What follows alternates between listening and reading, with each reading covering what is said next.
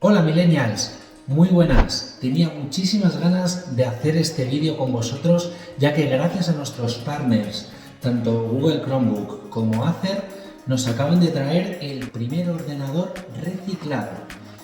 Quería compartirlo con vosotros. Vamos a abrir este paquete para tener y compartir esta experiencia junto con vosotros.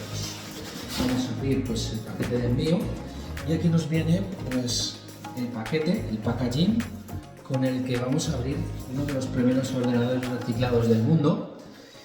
Y como veis, bueno, pues viene con algún mensaje, como podéis ver, todo mensajes donde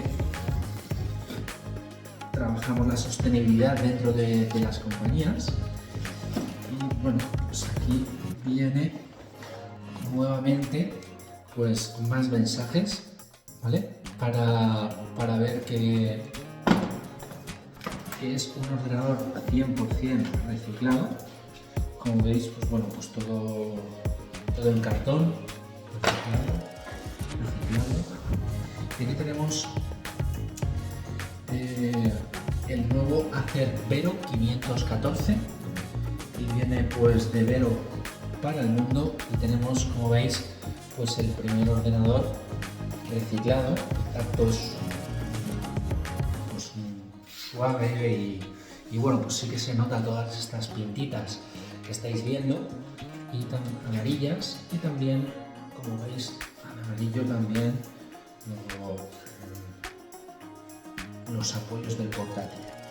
Como veis, tiene muy buenos acabados.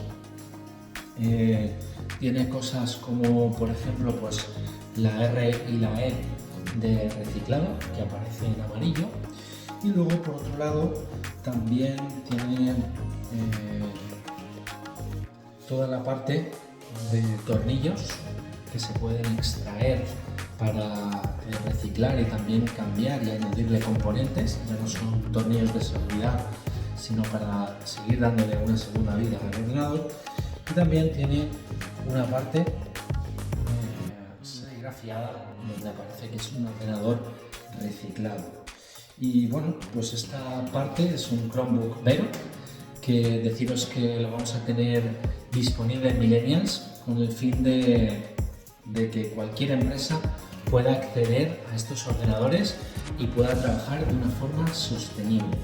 Se trata de un ordenador que se conecta a la suite de Google y trabaja mucho más en la nube, más rápido y mejor que cualquier otro ordenador.